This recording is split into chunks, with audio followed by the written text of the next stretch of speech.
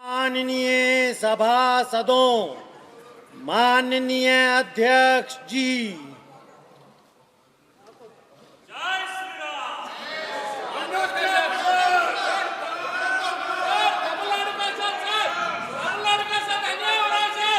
प्रश्नकाल। माननीय सदस्यगण, जिस विषय पर आप चर्चा करना चाहते हैं उस विषय पे प्रश्नकाल पर चर्चा हो चुकी थी और डिटेल में सरकार ने अपने उत्तर को दे दिया था। माननीय रक्षा मंत्री जी खुद चेन्नई दौरे पे आए थे, आपने बालू साहब उनको धन्यवाद दिया था। खुद रक्षा मंत्री जी खुद जाकर आए, आप प्रश्नकाल में आपको विषय उठाने दिया, शून्यकाल में उठाने दिया आपको, फिर शून्यकाल में बोलने देंगे आपको? नो, प्रश्नकाल में नहीं, शून्यकाल में मौका दूंगा। आपने कई बार विषय उठा चुके हैं वो। नो, 0 ओवर में आप उठाए विषय? नो नो, ऐसा नहीं है बालू जी, प्लीज बैठिए, सदन आपका है, आपको पर्याप्त समय पर्याप्त अवसर दूंगा। आप 0 ओवर के अंदर आपको पर्याप्त समय दूंगा, पर्याप्त अवसर दूंगा। सरकार ने ए राजा जी के प्रश्न पर सब जवाब दे दिया था। रक्षा मंत्री जी खुद होकर आ गए थे, डिटेल में कमेटी होकर आई थी। क्वेश्चन नंबर 81, ऐसा नहीं है, सदन आप चर्चा के लिए, प्रश्नकाल के लिए, प्रश्नकाल में आप चर्चा करें, विषय उठाएं। Question number 81, Shrimati Pratibha Mandal. Sir, question number 81। माननीय मंत्री जी, उत्तर सदन के पटल पे रखा गया है, आपका थोड़ी 81 क्वेश्चन नंबर, मुझे असाइन किया है। अच्छा ऑथराइज किया है, तो ऑथराइज करा तो यहाँ लिख के दिया करो ना आप लोग। So where is the minister? माननीय सदस्य पूछिए। Sir, हाँ वही पूछेंगे, आपका तो सेकंड नंबर है। the Honorable Minister has mentioned in his reply that 94% of this block area was earlier covered under no-go restrictions. These restrictions were done away with by the government recently. Sir, why I am saying that Bay of Bengal is a beautiful but fragile ecosystem in India, which houses many species of flora and fauna that constitute the natural heritage of our country. I call it fragile because due to increasing levels of greenhouse gases in the past years, the impact of climate change are more and more visible in the area, with increasing numbers of cyclones and inundations wreaking havoc. So therefore, my question to the Honorable Minister through you, sir, whether the Ministry or ONGC conducted any survey and considered the harm. Sir, if any excavation or drilling project to produce more fossil fuel energy might have negative impact on such an ecosystem, not to mention the people who live in the area.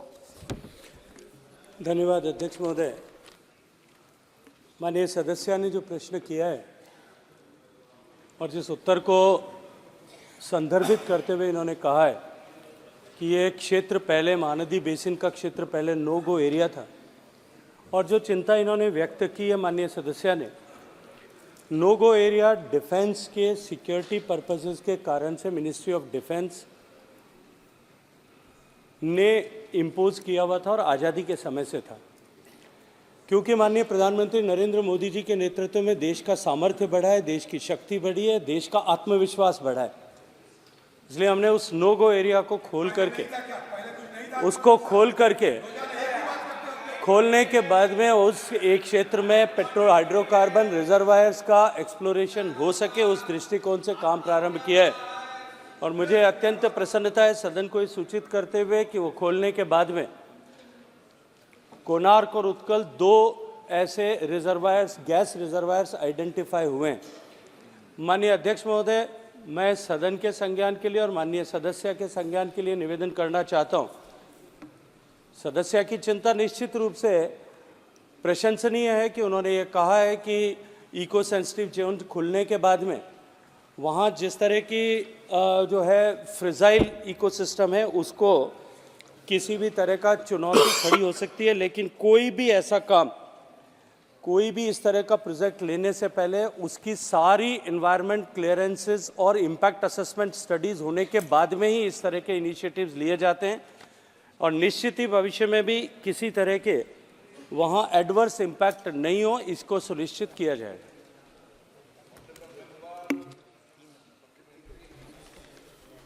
Sir, Honorable Minister mentioned here, this process has to be completed for these two discoveries, namely Konarak and Utkal.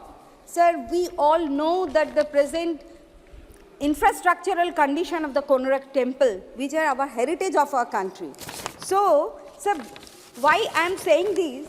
Because Bay of Bengal is connected to ecosystem across the entire coastal line of India. So my second question to the Honorable Minister through you, sir, that whether it is really worth investing in an excavation project in this area. Because in case there is any accidental oil spill, it will pollute the whole Bay region, including the interconnected ecosystems, and the consequences of the same will be irreversible on the lives of millions of people. Thank you, sir. माननीय अध्यक्ष महोदय, माननीय सदस्य ने जो प्रश्न किया वो एप्रीहेंशन पर बेस है कि ऐसा होने पर ऐसा हो सकता है। किसी भी तरह के gas excavation, gas exploration, petroleum exploration या इसके अन्यथा भी सरकार इस तरह का कोई भी इनिशिएटिव लेती है तो वो सुरक्षा के पर्याप्त प्रबंध और मानक खड़े करके उसके बाद ही लेती है। चाहे ऑफशोर ड्रिलिंग का विषय हो, ऑनशोर ड्रिलिंग का विषय हो, ऑफशोर और ऑनशोर में एक्सप्लोरेशन का विषय हो, सभी जगह इस तरह की चुनौतियां और संभावनाएं, जो उनकी संभावना माननीय सदस्य ने व्यक्त की है वो बनी रहती हैं, लेकिन फिर भी अटमोस्ट सारी जो है वो प्रबंधन सब करने के बाद ही इस तरह के ड्रिलिंग्स की जाती हैं। इसलिए मैं विश्वास दिलाना चाहता हूं कि सरकार इस तरह के सारे प्रबंधन करने के बाद ही वहाँ कमर्शियल प्रोडक्शन जो है उस पर काम करेंगे। Shri Sougat Rai ji.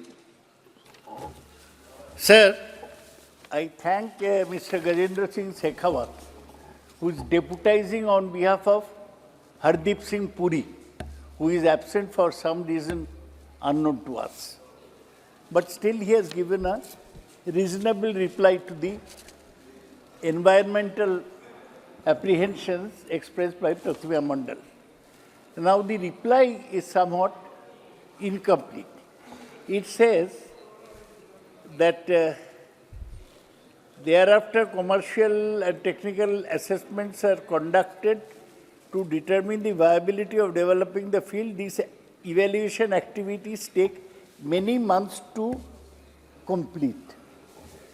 And again it says that now the Mahanadi, now the Krishna Godavari basin, KG basin, is beginning commercial production, and it will produce 7% of our needs. Now my question is, what is the time frame by which we can expect commercial production from Konark and Utpal? And what will be the process of allocation of this block? Because earlier Krishna Godavari basin was allocated to Reliance, that is the Ambani company. Now by what process will this new block be allocated? And ultimately, how far are we from fulfilling the domestic needs of fossil fuel or petroleum with these discoveries? माननीय अध्यक्ष महोदय, माननीय वरिष्ठ सदस्य ने जो प्रश्न पूछा है, मुझे लगता है कि विस्तार से उत्तर में उसको लिखा गया है कि जिस प्रक्रिया को के तहत एक बार किसी भी तरह की संभावनाओं को जब पाया जाए उसको कॉमर्शियल प्रोडक्शन तक लाए जाने में किन किन चरणों से होकर गुजरना होता है।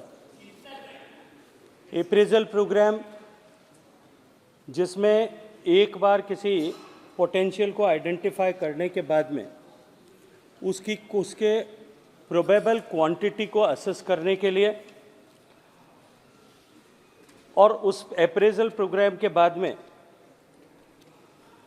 उसकी कॉमर्शियल वायबिलिटी को अध्ययन करने के लिए, उसकी टेक्निकल फिजिबिलिटी के लिए, estimation of size and characteristics of underline gas और हाइड्रोकार्बन फ्यूल रिजर्वायर्स को एस्टैब्लिश करने के लिए, और उन दोनों चरणों को पूरा होने के बाद में उसकी commercial viability field development plan जो डायरेक्टरेट जनरल ऑफ हाइड्रोकार्बन्स द्वारा दिया जाता है, इसमें सामान्यतया जो समय लगता है वो लगभग 5 साल का कालखंड होता है जिसमें ये पूरा एस्टैब्लिश होता है।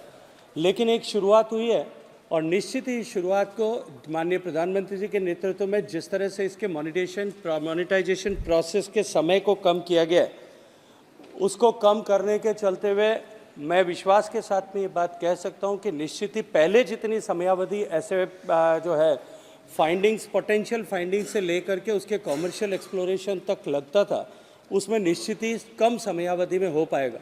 माननीय सदस्य ने ये ब्लॉक बाद में जो है इसके एक्सप्लोरेशन, कॉमर्शियल पोटेंशियल एस्टेब्लिश होने के बाद में इसके हाइड्रोकार्बन फ्यूल और गैसेस का एक्सप्लोरेशन किसे दिया जाएगा, इसके बारे में प्रश्न किया है।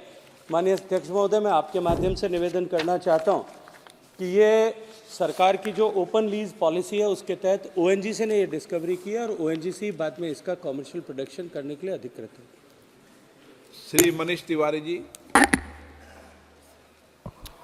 अध्यक्ष जी, आपका बहुत बहुत धन्यवाद।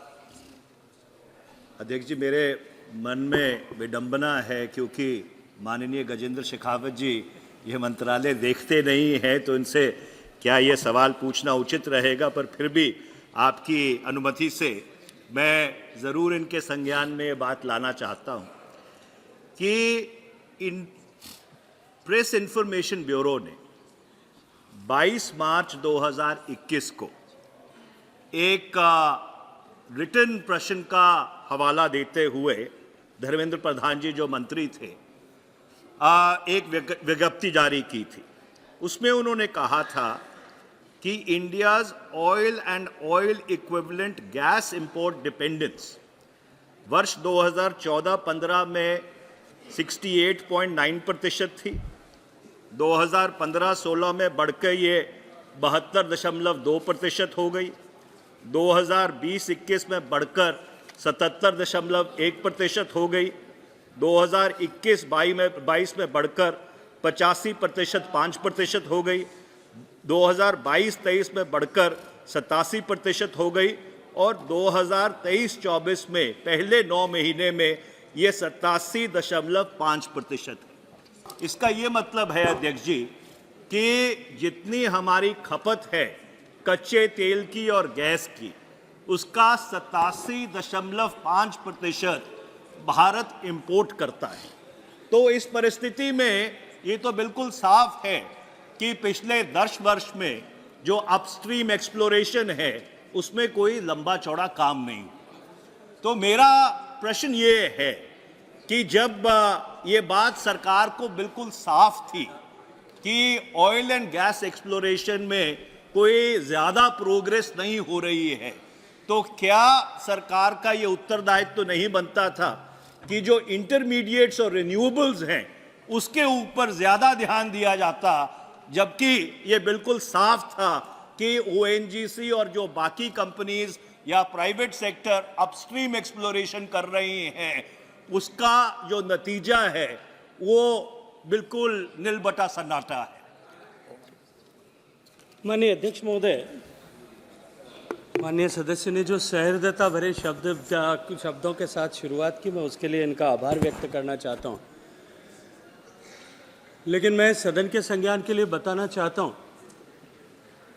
ये सही है कि हाइड्रोकार्बन फ्यूल और स्पेशली ऑयल के इंपोर्ट में ऑयल की इंपोर्ट डिपेंडेंसी पिछले 10 वर्षों में कुछ हद तक बढ़ी है। लेकिन माननीय अध्यक्ष महोदय, जिस तरह से हम सब के ये विषय संज्ञान में है कि इकोनॉमी की ग्रोथ और एनर्जी की रिक्वायरमेंट या फ्यूल की रिक्वायरमेंट जो है उसका ट्रेजेक्टरी, उसका ग्राफ जो है वो एकदम आइडेंटिकल होता है। माननीय नरेंद्र मोदी जी के नेतृत्व में उनके प्रधानमंत्री काल में भारत की अर्थव्यवस्था 10वीं अर्थव्यवस्था से तीसरी अर्थव्यवस्था तक पहुंची। हम 1 ट्रिलियन से 3 ट्रिलियन तक पहुंचे हैं। तो निश्चित रूप से उसी के अनुरूप हमारी जो है हाइड्रोकार्बन फ्यूल की आवश्यकताएं बढ़ी है, खपत बढ़ी है, और उस खपत के बढ़ने के चलते हुए हमारी इंपोर्ट डिपेंडेबिलिटी में कुछ हद तक इजाफा हुआ है।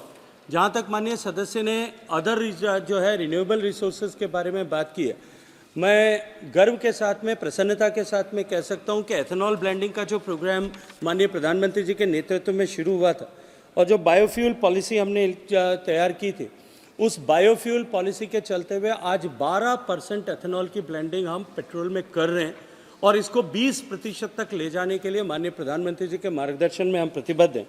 जो 12% का लक्ष्य अब तक हमने हासिल किया है, उसके चलते हुए पिछले वर्षों में इस पॉलिसी को अडेप्ट करने के बाद में लगभग 24,000 करोड़ रुपए का इंपोर्ट जो है वो विदेशी मुद्रा का निवेश कम हुआ है। और इसके साथ साथ में जो एथेनॉल, क्योंकि एग्रो बेस्ड प्रोड्यूसर्स से बनाया जाता है, इसलिए उसका जो बचत है वो बचत वन लाइन लीनियर होने के बजाय वो किसानों तक पहुंची है, वो डिसेंट्रलाइज हुई है। उस 23,000 करोड़ रुपए की बचत जो विदेशी मुद्रा की हुई है, उसका लगभग 60-70% से अधिक हिस्सा जो है वो किसानों के घर तक पहुंचा है। निश्चित ही एक तरफ हम इंपोर्ट को कम करने में कामयाब, इंपोर्ट के क्वांटम को कम करने में कामयाब हुए हैं, इंपोर्ट के बिल को कम करने में कामयाब हुए हैं, और साथ साथ में हमारे किसानों को भी इसके दृष्टिकोण से उनकी आमदनी को बढ़ाने के दिशा में भी हम सकारात्मक सफलता प्राप्त कर पाए। Question number 82 Shri Tejasvi Surya. माननीय मंत्री जी। रविंद्र कुशवाहा। पूरा प्रश्न पूछने का अवसर दिया, इसके लिए मैं आपके प्रति आभारी हूँ। माननीय अध्यक्ष जी, मैं आपके माध्यम से माननीय मंत्री जी से यह जानना चाहता हूँ कि महत्वपूर्ण एयरपोर्ट गोरखपुर, जहाँ देश के कोने कोने में उड़ानें प्रतिदिन संचालित की जा रही हैं, जिसका लाभ पूर्वी उत्तर प्रदेश के साथ साथ सीमावर्ती प्रदेश बिहार तथा पड़ोसी देश नेपाल को भी मिल रहा है। यात्री सुविधा हेतु रात्रिकालीन विमान सेवा हेतु गोरखपुर एयरपोर्ट पर ये सुविधा यात्रियों हेतु कब तक शुरू करने का प्रस्ताव है? और कुशीनगर बगल में एयरपोर्ट है, माननीय मंत्री जी से जानना चाहता हूं कि उस एयरपोर्ट पर नियमित उड़ानें नहीं हैं, तो कब तक वहां पर नियमित उड़ानें शुरू होगी? और हमारे यहाँ लोकनायक जयप्रकाश नारायण जी और पूर्व प्रधानमंत्री चंद्रशेखर जी की जन्मस्थली बलिया से पटना, वाराणसी, गोरखपुर एयरपोर्ट की दूरी 200-250 किलोमीटर है। तो क्या मैं मंत्री जी से ये प्रश्न मेरा है कि बलिया में किसी नए एयरपोर्ट की स्थापना का विचार रखते हैं क्या? धन्यवाद। अध्यक्ष महोदय, माननीय सांसद महोदय ने अपने प्रश्न में 3 प्रश्न पूछे हैं और सर्वप्रथम मैं उनको विश्वास दिलाना चाहता हूं कि माननीय प्रधानमंत्री जी के नेतृत्व में भारत में नागर विमानन क्षेत्र को नई ऊंचाई तक पहुंचाना ये हमारा संकल्प नहीं है, लेकिन ये हमने साकार करके जनता के लिए पूर्ण रूप से समर्पित किया है। जिस देश में केवल 74 एयरपोर्ट होते थे, आज 149 एयरपोर्ट हो चुके हैं। जिस देश में केवल 6 करोड़ हमारे यात्री सालाना हवाई विमान से प्रस्थान और सफ़र करते थे, आज उसी देश में कोविड के पूर्व 14.5 करोड़ यात्रियों ने सफ़र किया और इस वर्ष 15 करोड़ 20 लाख यात्रियों ने सफ़र कर लिया है। मतलब पिछले रिकॉर्ड को भी हमने तोड़ दिया है और आने वाले 2030 तक हमारा अनुमान है कि ये नंबर जो 15 करोड़ 20 लाख का इस वर्ष का कीर्तिमान हमने स्थापित किया है, ये आने वाले 2030 तक डबल होकर 30 करोड़ घरेलू यात्री हमारे देश में बन जाएंगे। जिस देश में हम लोग 7 नंबर पर थे घरेलू यात्रियों के दायरे में पूरे विश्व में, आज पूरे विश्व में भारत तीसरे नंबर पर पहुंच चुका है घरेलू यात्रियों में। 7वें नंबर पर पहुंच चुका है विदेशी यात्रियों में, और घरेलू और विदेशी को मिलाकर हम लोग 5 नंबर पर पहुंच चुके हैं। तो जहां प्रधानमंत्री जी का संकल्प है 2027-28 तक ले जाएंगे, वहीं हमारा संकल्प है कि नागर विमानन क्षेत्र में भी हम लोग जो वर्तमान में 5वीं बड़ी नागर विमानन क्षेत्र है घरेलू और अंतर्राष्ट्रीय मिलाकर विश्व में, उसे 2030 तक हम 3रे नंबर तक पहुंचाने का हमारा संकल्प है। अब जो प्रश्न 3 भाग में इन्होंने किया, पहले कुशीनगर के बारे में। कुशीनगर में सहारनपुर के लिए हमने उड़ान योजना के अंतर्गत बिड अवार्ड कर दिया है। 14 रूट्स जो कनेक्ट करेंगे उसे हमने उड़ान 5.3 में उसके अंतर्गत हमने सम्मिलित किया है, और वर्तमान में 1 रूट हमने अवार्ड कर दिया है और 14 रूट हमने 5.3 में सम्मिलित कर लिया है। और जहां तक गोरखपुर का सवाल है, यहाँ भी हम लोग एयरलाइंस के साथ चर्चा कर रहे हैं, और वो जब निर्णय लेंगे तो उसका क्रियान्वयन भी हम करेंगे। जहाँ तक बलिया की बात की गई, मैं निवेदन करूँगा सांसद महोदय से कि वे भी उत्तर प्रदेश सरकार से बात करें और ज़रूर मुझसे आके मिलें। बलिया के लिए भी जो संभव होगा उनके साथ चर्चा करके हम लोग कोशिश करेंगे। लेकिन ये विश्वास मैं दिलाना चाहता हूँ कि जिस उत्तर प्रदेश में 2014 तक केवल 6 एयरपोर्ट्स थे, आज उस उत्तर प्रदेश में 10 एयरपोर्ट संचालित हो चुके हैं। और सबसे महत्वपूर्ण बात अध्यक्ष महोदय, वर्तमान में हमारे 10 एयरपोर्ट हैं, लेकिन आने वाले 1 साल के अंदर जो 10 एयरपोर्ट की क्षमता है, 5 और एयरपोर्ट अगले 1-2 माह में हम लोग शुरुआत करने जा रहे हैं। और उसी के साथ सबसे बड़ा सपना केवल उत्तर प्रदेश की जनता की नहीं, लेकिन पूरी देश की, कि जेवर में अंतर्राष्ट्रीय विमानतल इस वर्ष के अंत तक वो भी शुरुआत हो जाएगी। तो जिस उत्तर प्रदेश में 6 एयरपोर्ट्स थे, आज 10 हैं, और इस साल के अंत तक 16 एयरपोर्ट्स हो जाएंगे। श्री रंगप्पा बाड़ने, अब संक्षिप्त में धन्यवाद जवाब दे दो। सभापति महोदय जी। एक लाइन में आप प्रश्न पूछेंगे, 1 लाइन में। धन्यवाद जी। सभापति महोदय जी, पूना शहर और पूना शहर के आसपास की आबादी पूछो सीधा, क्या प्रश्न है आपका? करीबन 2 करोड़ के ऊपर हो गई है। मैं आपके माध्यम से माननीय मंत्री जी से पूछना चाहता हूँ, पूना एक हवाई अड्डा भारतीय वायुसेना का अड्डा है। पूना में मैं आपके माध्यम से जानना चाहता हूँ, पूना में कोई अन्य स्थान पर हवाई अड्डा बनाने निर्माण करने का विचार सरकार के ध्यान में है? यस, अगर सरकार बनाना चाहता तो कितने समय में बनाएगी? एक सेकंड में जवाब, हाँ ना। सांसद महोदयाला मी धन्यवाद देतो. पुणेचा प्रश्न त्यांच्याबद्दल सभापटलवरती आला. पुण्याला माझा संकल्प आहेत, मी पण मराठा माणूस आहेत.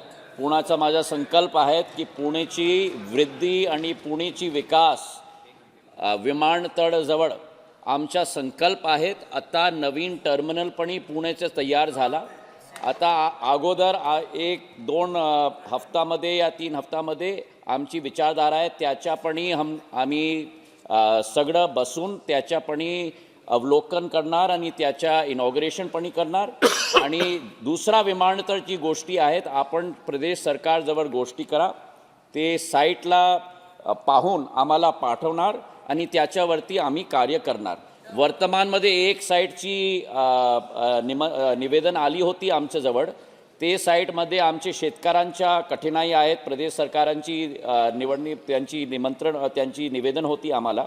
तो प्रदेश सरकारची जिम्मेदारी आहे, साईटला पाहून आम्हाला पाठवून द्या, आम्ही त्याच्यावरती कार्य करणार. Shrimati Kanimozhi. Thank you, sir. 1 line question. Yes, sir. Sir, everybody is asking long ones and only me No, to one line. 1 line question, 1 line answer. Okay? Thank you, sir. Thank you.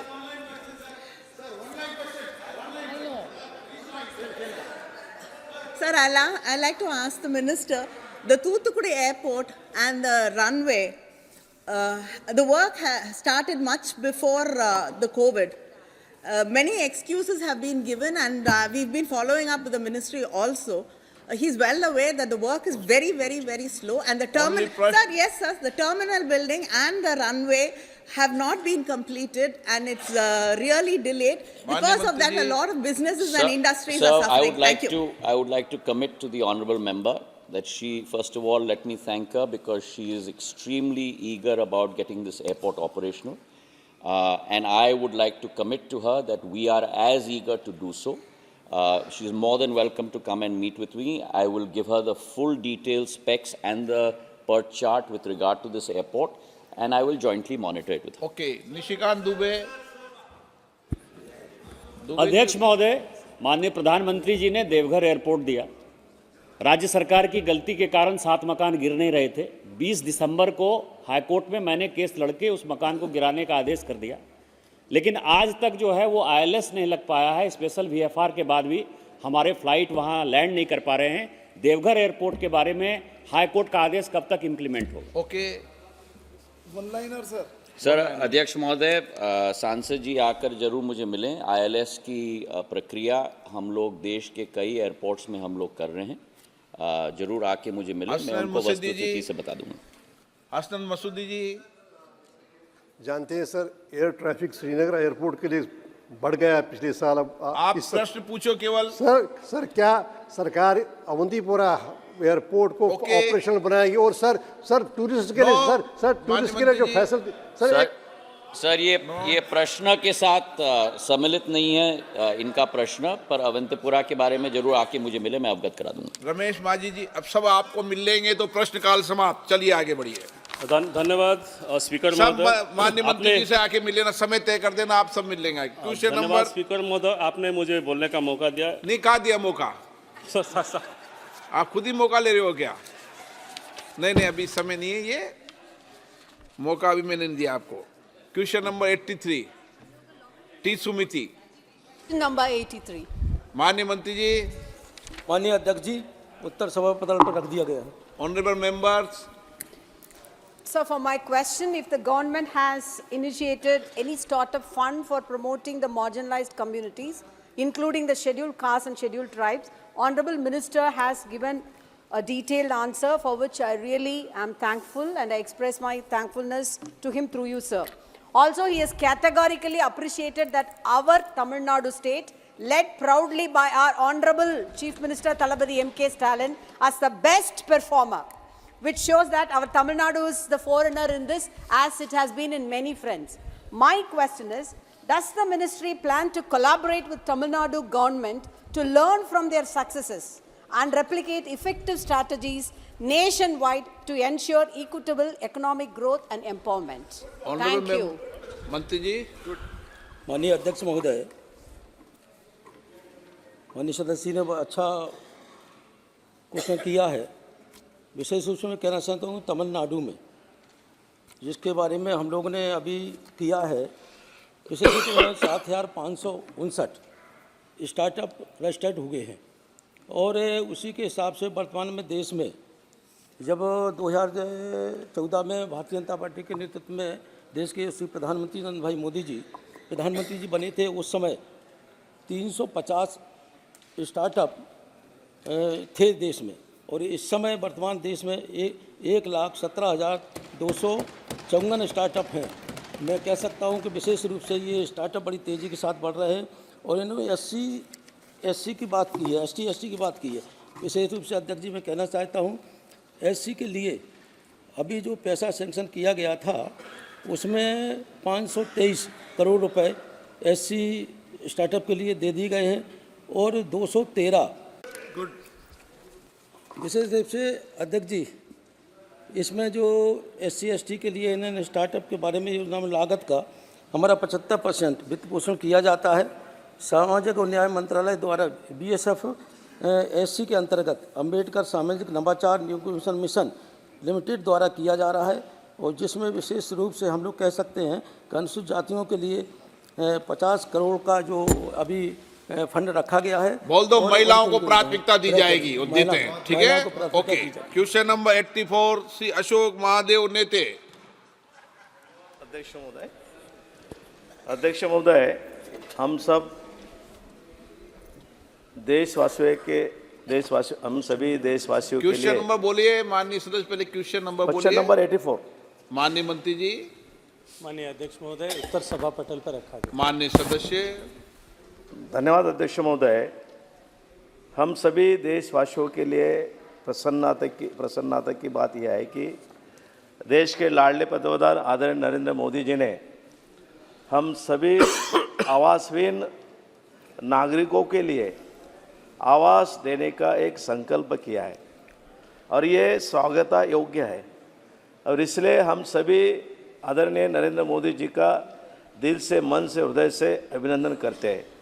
अध्यक्ष महोदय, देश के ऐसे गरीब लोग जिन्होंने किस्तों पर टीवी, मोबाइल, फ्रिज, मोटरसाइकिल आदि खरीदी है तथा जिनके पास केवल 5 एकड़ भूमि है, वे प्रधानमंत्री आवास की सुविधा से वंचित हो रहे हैं। अतः क्या इन नियमों में शिथिलता देने पर आदरणीय मंत्री जी विचार करेंगे? हाँ या ना बोल दो मंत्री जी। माननीय अध्यक्ष महोदय, माननीय सदस्य ने जिन कंडीशंस की बात की है वो प्रधानमंत्री आवास योजना शहरी में लागू नहीं है, वो ग्रामीण की शर्तें हैं। मुझे लगता है कि माननीय सदस्य को इस दृष्टिकोण से इस पर एक बार देख करके उसके बाद में विचार करना चाहिए। सिर्फ अर्बन में केवल इनकम और उसके पास में खुद का कहीं भी देश में घर न हो, सिर्फ 2 ही शर्तें, 3 लाख तक की इनकम और देश में कहीं भी पक्का मकान हो। इन 2 शर्त के अतिरिक्त डिमांड ड्रिवन स्कीम है, कोई कोटा नहीं है, जितना चाहे उतने घर दिए जा सकते हैं। ओके, क्वेश्चन नंबर 9 85 एन के प्रेमचंदन। सर, क्वेश्चन नंबर 85 अब पटेल पर रखा हो गया आपका जवाब। चलिए माननीय सदस्य। Sir, national highway 744 from Kadamba to Odam, Chadamangalam, Pattadi, Tenmala, Aryangav to Tirumangalam is one of the prestigious projects in my constituency. This is a greenfield highway. Land acquisition notification, 3A notification, 3D notification has completed. Now it is quite unfortunate to note that the state government is not willing and ready to share the land acquisition cost of 25%. Now the work is standstill and the people are finding it very difficult to transact the land. 3D notification is cancelled. My question to the Honourable Minister, the first supplementary question to the Honourable Minister is whether the government is willing and ready to take up the project as a whole, because the total cost of the project will come around 3,000 crores of rupees. And the land acquisition 25% will be just minimum, that is 300 crores of rupees. Whether the government will take the responsibility to take it as a prestigious project with the full expense of the government of India so that the work can be completed. माननीय मंत्री जी, ये भी बता दो कि केरल में और अन्य प्रदेशों में 1 किलोमीटर में कितना अंतर सड़क बनाना। Respectable Speaker Mahoday, this is one of the important road. I accept it. Actually, this road is 4 package in Tamil Nadu and 2 package in Kerala. Actually, this NH 744 to 4 to 6 lane carriageway is under progress. It is in Bharatmala Pariyojana phase 1. In the 2 package, already 39% work is completed. Sir, in Kerala, 2 packages are there, and where we are already in the discussion with the Kerala government. I have a meeting with the Chief Minister regarding the land acquisition cost. Sir, in Kerala, sometime land acquisition cost coming per kilometer 50 to 70 crore rupees per kilometer. The rates are very high. Because in Kerala, unfortunately, there is roadside development. Buildings are there. So we need to acquire land and the houses also. The cost is very high. That is to be one of the biggest problems. When we discussed with the Chief Minister of Kerala, he has already he accepted that we will bear 50% cost. And the Kerala government already contribute 5,000 crore as a part of their share. But it's very high. Now, after that, they give me the indication that our government is not in position to bear 50% cost. And because of that, this problem is arise. Then after discussion with the state government and the Chief Minister, we find out the way out that you should only contribute 25% and the GST, 9% from the state government, you make the exemption for that, that will be notional loss. So he accept that, but still we are waiting for the reply from the government. My secretary is constantly in the contact with the Chief Secretary of Kerala, but still we have not received the response from them. I am expecting as early as possible, we will get the positive response from the Kerala government and we will be in position to take the decision and start the project. Already in the out of these 5 packages in Tamil Nadu, 3 packages DPR is in progress and 2 packages in Kerala, that is Kerala Tamil Nadu border near Arya Cow to Edamon and Edamon to Kadambaktunam. So these 2 packages are also in the DPR. DPR is already going on and we will try to resolve this issue. This is a very important problem. In Tamil Nadu also somewhere we are facing the problem regarding getting the aggregate. There is also a problem. I have a long discussion with the Chief Minister of Tamil Nadu also. We need cooperation from the state government, particularly the responsibility which are related with the state government regarding giving aggregate and other permissions for mining is very essential. Without that, we cannot construct road. So both Chief Minister, I will appeal that this is the important road. We want to do it as early as possible. If they clear all these factors, we will definitely start the project. Sir, thank you very much for the positive answer given by the Honorable Minister. We are all appreciate the Honorable Minister of Transport and Highways, Nitin Gadkari, for the wonderful performance being done in the national highways. We do appreciate, but at the same time, suppose the state government is not cooperating, because this is Bharatmala Phase 1 project, and all other roads the state government has agreed. Only 2 roads on Cochin bypass and this road, they have not even given the concurrences. So my specific submission to the Honorable Minister is, will the Honorable Minister consider it as a special case if the state government is not willing to contribute 25%? And you have made another suggestion also, that is exemption of GST and royalty. Suppose the government is not willing to do it, will it be considered as a special case, a very, very important road connecting the 2 states? Will it be considered as a special case so as to bond the entire expense on the part of the government of India? Because it is a very flagship program in my constituency. Kindly consider it as a special case. That is the second supplementary. Respectable Speaker Mohoday, we are waiting reply from the Kerala state government, either positive or negative. Now in the meeting, already the Chief Minister and the Chief Secretary has accepted. So only formally we need written reply from them, and if it is there, there is no problem arise about all these factors, about all these things. But I am positive. I want to resolve the issue, and in Kerala also I admit that it is in a specific position, the land acquisition cost is very high. So somewhere we need to find out some solution for that. We are positive. You convince at least you convince the government, whatever positive or negative reply what they have, actually it is their right. Let us send to me, and after that I am in position to decide the issue. Sim Maranji. Thank you, Speaker, sir. So we have a very dynamic minister. I'm sure this is the last question session for you in this Parliament session. Sir, I would like to ask a very specific question on the Greenfield project. Sir, regarding Chennai-Bengaluru, you have announced it. It's a very prestigious. You said it'll get over in 18 months. Sir, could you at least give us details of what stage it is presently, the Greenfield project from Chennai to Bengaluru, and when is the likely date of completion? And the second part to the question, sir, for the last 5 years, I've been raising this question regarding the whole Chennai-Bengaluru highway, especially from Chennai to Ranipet. It is impossible to travel because the construction work is stagnated because of the delays caused by the contractors who have been continuously, repeatedly falling out. So because of this, consumers are facing the hardship. I would like you to answer for that, sir. And also, sir, the time frame in which you will repair the roads of Thoothukudi and Tirunelveli, which were recently affected by the floods, sir. Thank you, sir. Respectable Chairman, sir, the connectivity between Bangalore and Chennai with the express highway is very important. because maximum people in Karnataka, they are using votes in Tamil Nadu.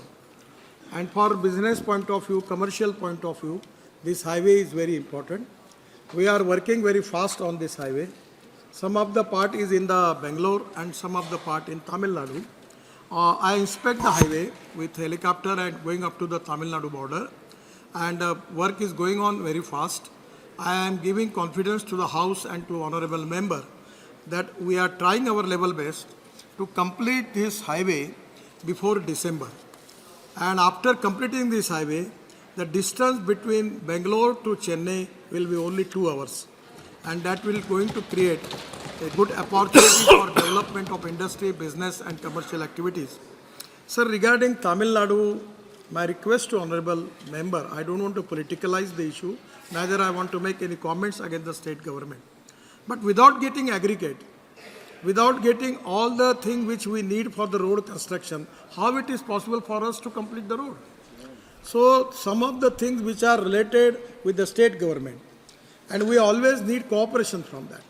Now problem is that the aggregate is not available due to non-availability of flash. Now the problem is that the flash, the thermal power plant are there, they are not ready to give the flash. There is a problem when the works are stuck up. Now I will request you, I don't want to politicalize the issue. My suggestion is already I requested Honorable Chief Minister, even your PWD Minister or Chief Secretary can organize a meeting with the contractors, our NHA officers and your state government officer. You call the meeting, you understand what problem we are facing. On the basis of that, if we can find out the way out, I am giving you the promise that I understand the road is very important. I understand what type of problems the people are facing and we want to find out the solution. Many times I try to have many meetings with the concerning people, but my request is if you can take the review in Chennai, even I am ready to come to Chennai for that, and we will resolve the issue and we will complete the project. K. Suresh ji? The Thoothukudi flood. No. Thank you, Speaker, sir. आप उनके वकील नहीं हैं, no advocate.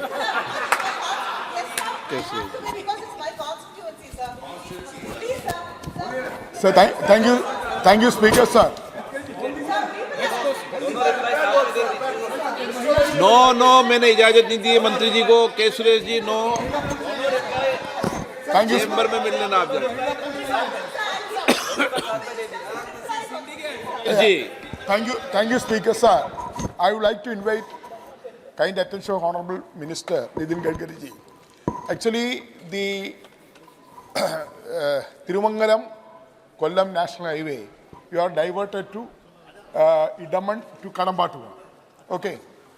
From Idaman to Kollam, 45 kilometers are omitted in the National Highway status.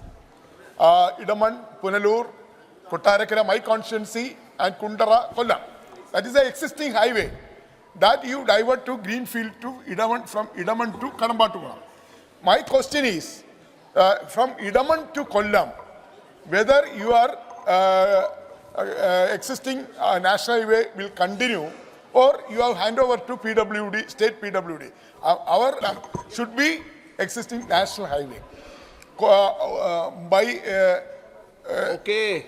No, what I am requesting you is to give a national highway status from Idaman to Kollam balance portion. Thank you, sir. Honorable Speaker, sir, Idaman to Kadambaturam, this is 13.62 kilometer. The cost of the project is 1700 crore and his total project cost is coming to 6,270 kilometer. 208.5 kilometer is total length. Now, sir, out of which 5 packages are in Tamil Nadu, 2 in Kerala. Now, this is to be executed by the NHI, but somewhere the state PWD unit, where we take the responsibility of that, and that will be treated as state PWD unit NH division. So, even just we will complete the DPR and we will consider your demand to give this all project to NHI, and from NHI we will complete this project.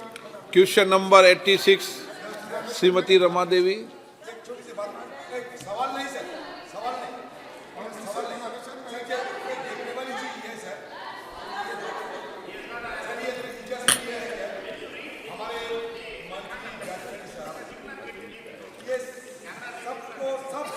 इनको सराहना करते हैं।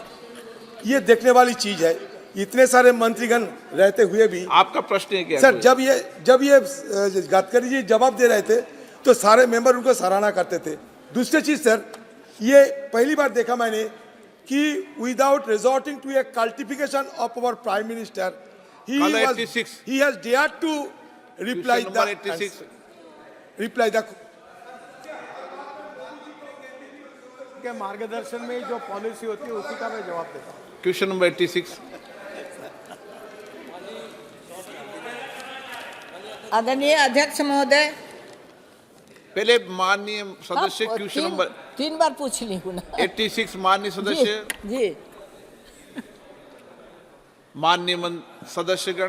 जी आदरणीय अध्यक्ष महोदय, हमारे जो माननीय प्रधानमंत्री जी एवं माननीय मंत्री जी को धन्यवाद देना चाहती हूँ कि केंद्र सरकार द्वारा देश भर में सूक्ष्म लघु एवं मध्यम उद्योग जो MSME को बढ़ावा देने के लिए ऋण सहायता, प्रौद्योगिक सहायता, अवसंरचना विकास तथा कौशल विकास सहित विभिन्न क्षेत्रों में कई योजनाओं के माध्यम से लोग को लाभ दिया जा रहा है, जो बड़े पैमाने में उद्योगों की तुलना में कम पूंजीगत लागत पर बड़ी पैमाना पर रोजगार के अवसर प्रदान करने का महत्वपूर्ण भूमिका निभा रहे हैं। अभी हाल ही में माननीय प्रधानमंत्री जी द्वारा PM विश्वकर्मा योजना की शुरुआत की गई है, जिसके माध्यम से 18 तरह के पारंपरिक पेशों से जुड़े हुए कारीगरों एवं शिल्पकारों को गारंटी मुक्त लोन का प्रावधान भी किया गया है। तो मेरा प्रश्न है कि महोदय, आपके माध्यम से मैं माननीय मंत्री जी से पूछना चाहती हूँ कि क्या केंद्र सरकार ने कोविड काल में बंद जो हो गया है, रुग्ण अवस्था में है, वैसा की सहायता के लिए कोई कदम उठाए हैं? और यदि हाँ तो बिहार सहित पूरे देश में तत्संबंधी ब्यौरा क्या है? जो रुग्ण हो गया है, कोरोना में बंद हो गया था, तो ऐसे स्थिति में कल कारखानों का जो दशा है उसमें क्या सुधार लाए हैं माननीय मंत्री जी? माननीय अध्यक्ष महोदय, जो हमारे मेंबर साहब ने पूछा है कि कोरोना काल में जो MSME की यूनिटें सिक हुई थी उनके लिए सरकार ने क्या किया है। विशेष रूप से देश के यशस्वी प्रधानमंत्री नरेंद्र भाई मोदी ने कोरोना काल में जो हमारी यूनिटें सिक हुई थी उनको फिर पुनः तुरंत ही चालू करने के लिए उन्होंने आत्मनिर्भर भारत पैकेज के अंतर्गत ECLGS योजना एक लागू की थी। उसके अंतर्गत सबसे पहले 2020 में उन्होंने करीब 3 लाख करोड़ रुपए दिया था और इसके बाद 21 में 1.5 लाख करोड़ रुपए और दिया, और अभी जो बजट हमारी वित्त मंत्री आदरणीय श्रीमती निर्मला सीतारमण जी ने जो बजट पेश किया उसमें 50,000 करोड़ रुपए और दिए। इस तरह 5 लाख करोड़ रुपए इस ECLGS योजना के अंतर्गत इन यूनिटों को दिया गया है, जिसमें अभी तक जो सारी यूनिटें हमारी MSME की हैं उनकी भी हैं, उसमें 3,62,000 करोड़ रुपए लाख करोड़ रुपए उसमें दिया जा चुका है। और MSME को भी 2 लाख के करीब उसकी मदद की जा चुकी है। Honourable member supplementary no. माननीय अध्यक्ष जी, मंत्रालय की विभिन्न योजनाओं को बेहतर रूप में धरातल पर पहुंचाने के लिए हमारे माननीय मंत्री जी बहुत सारे पैसे देने की बात की है, उनको धन्यवाद देते हैं। स्थानीय सांसद की भूमिका को बढ़ावा देने के लिए कोई नीति बनाई जा सकती है जिसके माध्यम से सांसद अपने क्षेत्र में बड़े पैमाने पर MSME की प्रभावी रूप से शुरू करवाने के लिए अपना योगदान दे सकती है? माननीय अध्यक्ष महोदय, वैसे भी आदरणीय हमारे सांसद महोदया जी जो हैं वो एक अच्छी सांसदा हैं और अपने क्षेत्र में भी ढेर सारे काम करती हैं। विशेष रूप से मैं उन्हें बताना चाहता हूं कि वहाँ उनके निरीक्षण के लिए और सांसद जिले की विविध समिति की मेंबर भी होते हैं और एक दिशा कमेटी के चेयरमैन भी होते हैं।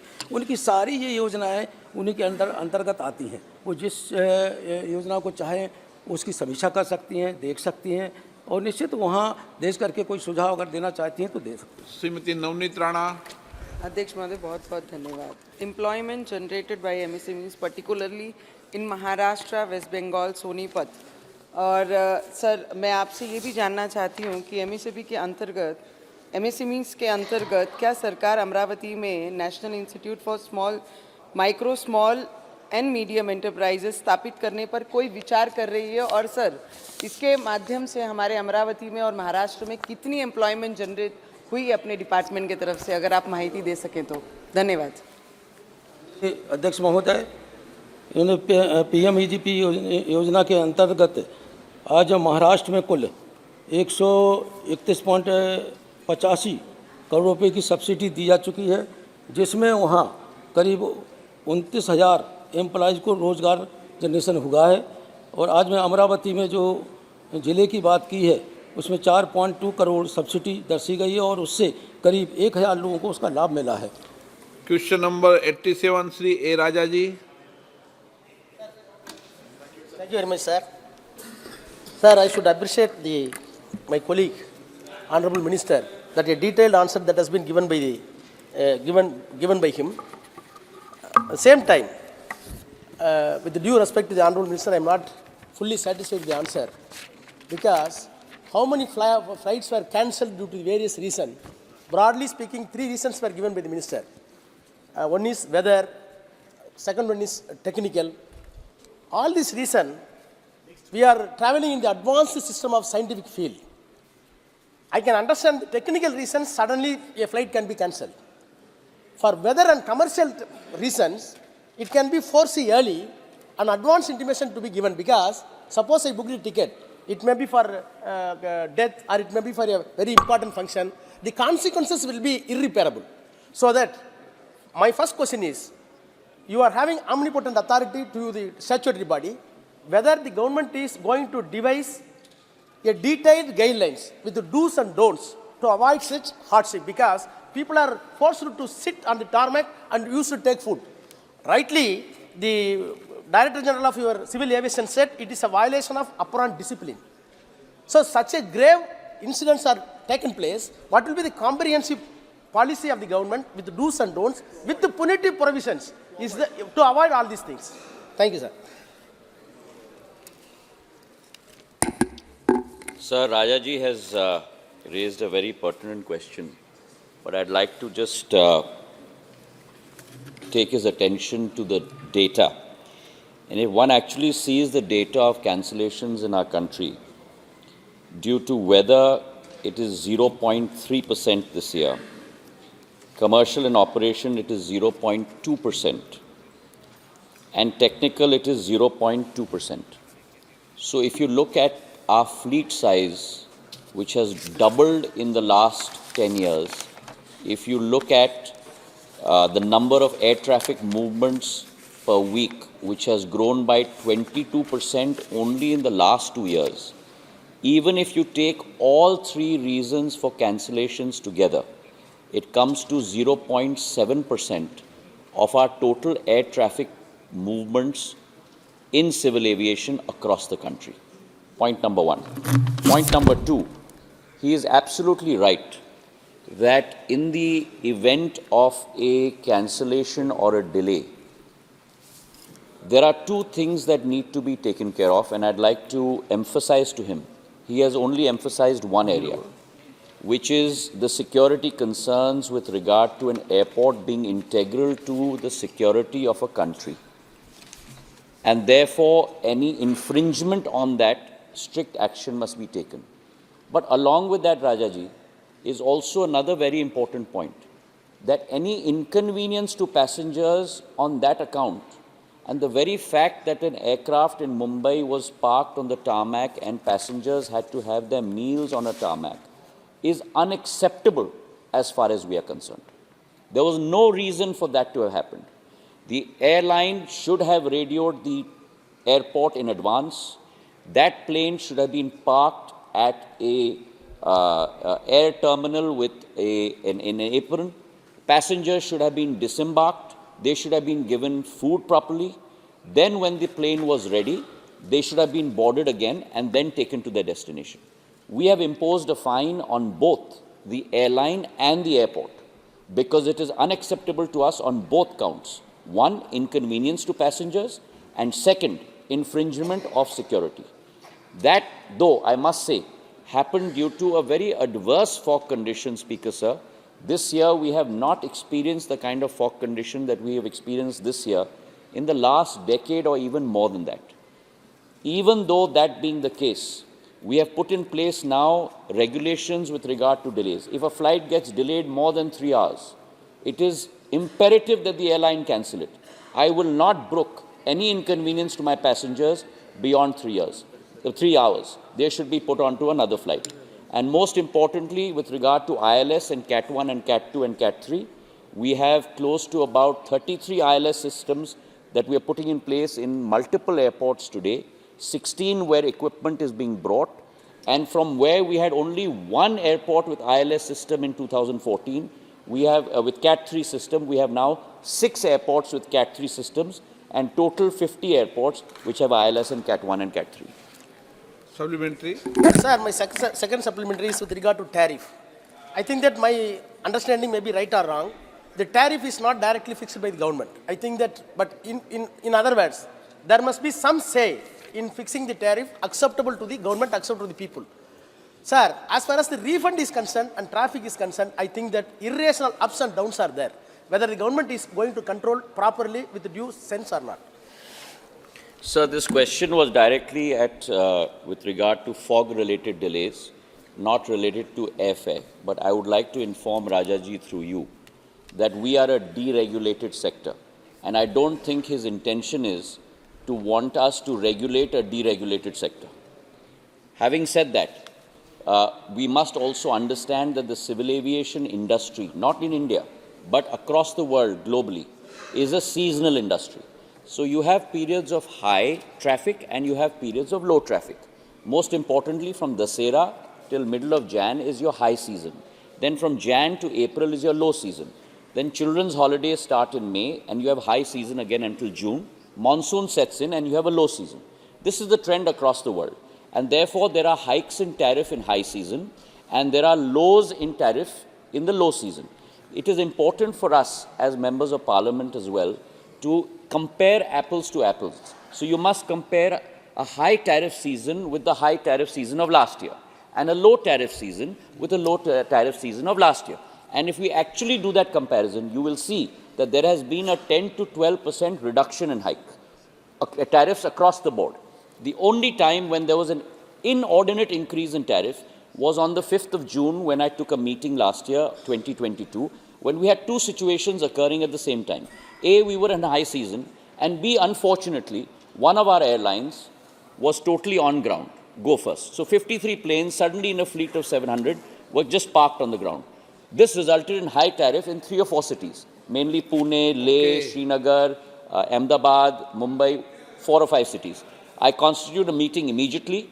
Within 2 weeks of that, those tariffs were also brought down with our tariff monitoring unit from DGCA. Sri A. Ganesh Murthy. எனக்கு முன்னாடியே நம்முடைய உறுப்பினர் ராஜா அவர்கள் எழுப்பிய கேள்விக்கு चालू है माइक, आप तो बोलिए. Honorable member, please speak. ராஜா அவர்கள் எழுப்பிய கேள்விக்கு அமைச்சர் அவர்கள் விரிவான பதிலை தந்திருக்கிறார்கள். அதில் சில சந்தேகங்களை நான் அறிந்து கொள்ள விரும்புகிறேன். தொழில் காரணமாகவும்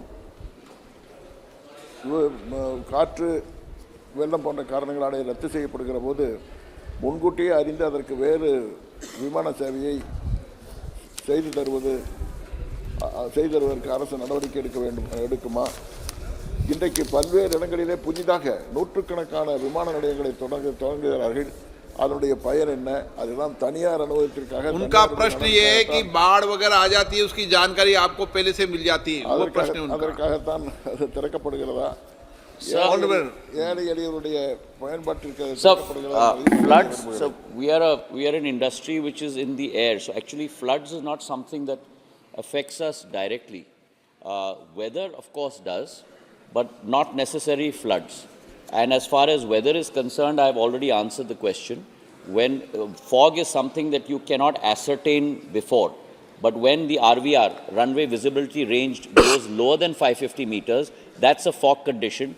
And depending on the category of ILS and Cat 1, Cat 2, Cat 3, you can permit takeoffs and landings. And let me assure the House that our capability in Delhi and one or two other metros is even beyond the Western world in terms of both. You need three conditions. You need an airport to have capability, you need to have an airplane to have capability, and you need pilots to have the capability. On all three counts, in many airports, we are ahead of the Western world. माननीय सदस्य, मुझे कुछ माननीय सदस्यों द्वारा कुछ विषयों पर स्थगन प्रस्ताव की सूचनाएं प्राप्त हुई है। मैंने स्थगन प्रस्ताव की किसी सूचना को अनुमति प्रदान नहीं की गई है।